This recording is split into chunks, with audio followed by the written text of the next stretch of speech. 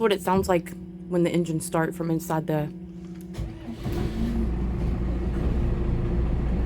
Did you hear it? Just thought y'all might want to hear that. Okay guys, well, we had a great night's sleep here in Morgan City, and we slept in this morning till about 9, and we just filled up the water. We got our water hose out, filled up our water tank. We typically don't hook up to water at places. We just use our water tank just because it's easier. But we made sure we got it full. Those 3 sailboats right there, one of them, we told you last night that we had some news.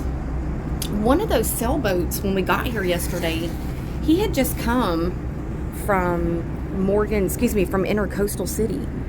He had come west of here. He was coming traveling the opposite direction of us. And he was telling everybody here that he ran aground, that he hit dirt in the ICW coming along the way. He got stuck like 3 times. His draft is just about like ours, about 4 foot, and he's staying put. He's not going any further because it was so bad. And we were like, oh my gosh. So everybody, there's a trawler behind this boat, super nice people, and I'll tell you a little bit about their story, because remember I said it was a small world? It's definitely a small world. But the guy in the sailboat, he was telling everybody that, that he kept getting stuck. So the other people here are like, well, we're not going, because the trawler is actually going in the same direction as us. So this morning I pulled up the tide charts. I found some government statistics and water levels, what website that you can go look at for free. The water level was down yesterday quite a bit because of the wind and the tide and the weather, which helped us in New Orleans, but it's not helping the rest of the way. So then I called. There is a lovely man that is at Shell Morgan, which is in Intracoastal City. Shell Morgan is the place that we stayed on the way out here, if you remember. And I called him and I said, this guy that we met is telling us that he kept running aground and blah, blah, blah. Have you heard? Because tugs go through there. That's like a very, very, very big industry area. And it's not even really a marina. It's a gas station that has little spots for you to stay because there's nothing over there. And he said yesterday the tide was down and that the water levels were about 3 feet low. He did say that tugs are steady going through and that they draft about 10 foot. He said, so I can't imagine you would get stuck as long as you stay in the middle of the ICW. He said with the water being down like that, that guy could have just very easily got stuck on the side, went off just a little bit and got stuck, which normally you wouldn't have. So we're thinking that's probably what had happened to that poor guy. There's his boat. I don't think it's the one directly in front of us. I think it may be the one in front of that one. We didn't really talk to them a whole lot. But anyway, the guy at Intracoastal said, I think if you stay in the middle of the ICW, I think you'd be fine because those tugs are going through there. So we're going to do it. He did say that the water level is up tremendously today. It's still down a little bit, but that he could see on his water line that the water level had come back up. So we're going to go ahead and go. We're going to go get fuel, and then we're going to continue on west with our trip. We thought we might have to stay here another day, but I think we're going to go ahead and do it. We're just going to watch our charts, just stay in the middle, go slow, and I think we'll be fine. I really don't think there's going to be a problem. There's no alerts for a low water level like there were, so I think everything's going to work out. Sean went down to talk to those sweet people in that trawler back there because they wanted Sean to tell him if we go, if it's okay for them to come. So I'll keep you guys posted. That's what's going on right now, and I'll come back later on our trip and tell you a little bit about the small world story and about Virgil and Kathy, who came to see us last night. All right, so our lovely neighbors at the marina helped us undock. They helped with our lines, and then we came right over here to get some fuel. So we are filling her up one more time, and we're still in Morgan City. This place, yeah, we're at 70 gallons, people, in one tank. So he'll drag the hose around the front of the boat and come around and do that tank as well. But it's beautiful. You can see the bridges. It's cold. I think it's like 46 maybe. A little breezy, especially if you're up standing in front of a boat. It's a little cold. But anyway, we did call. Little trick I will tell you. Let me come in here so it's not so cold.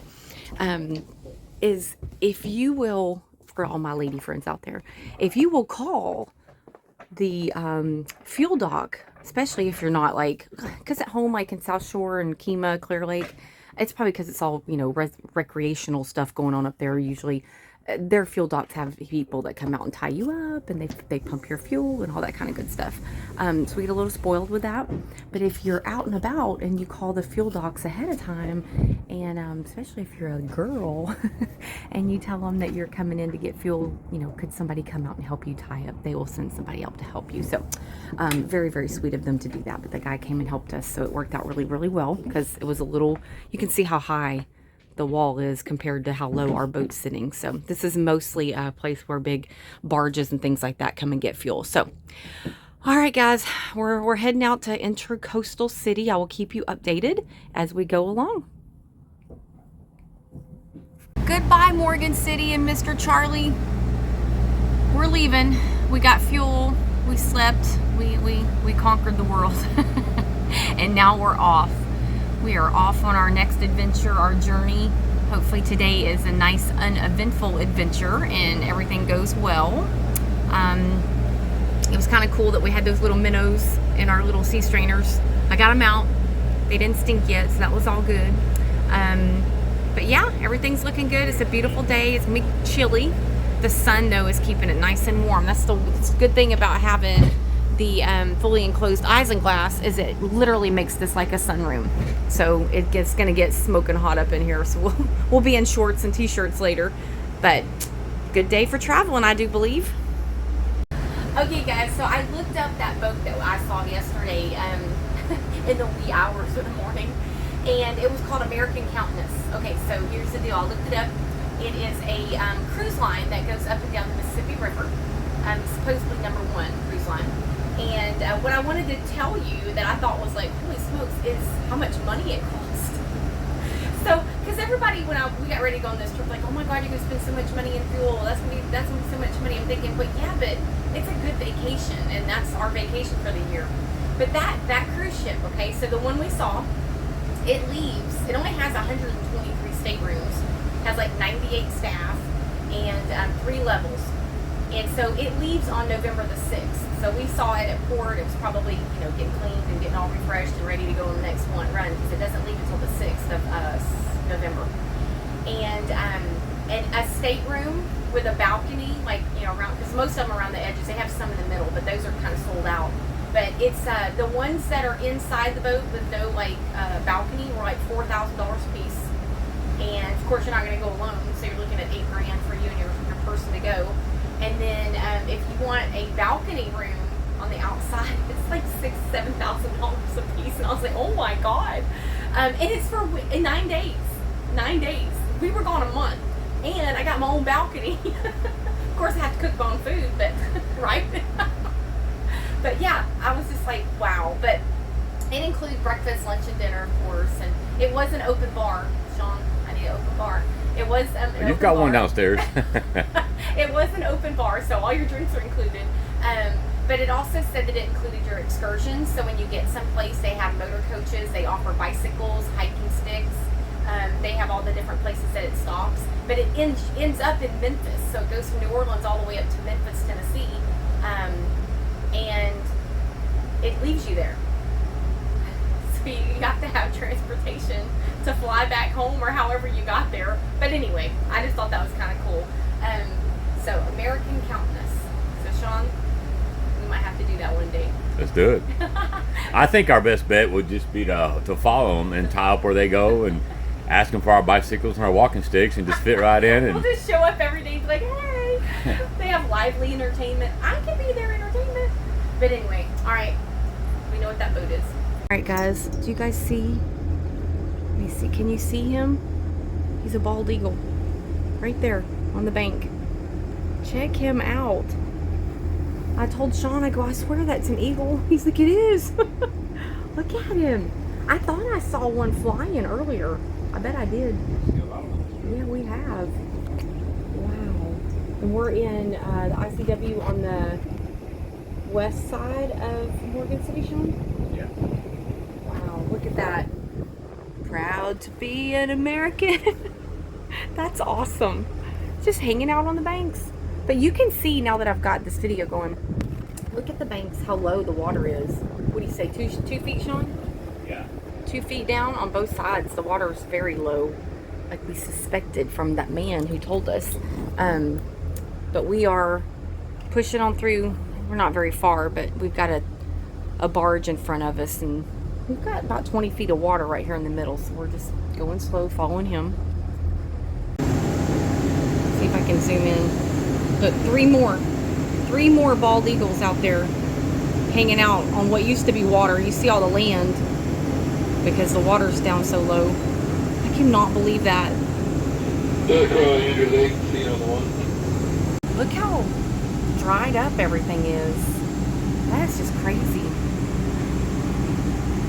I mean, I don't know how deep that probably wasn't very deep to begin with, but you got sticks sticking out everywhere. But that's just bizarre that the water's down that low.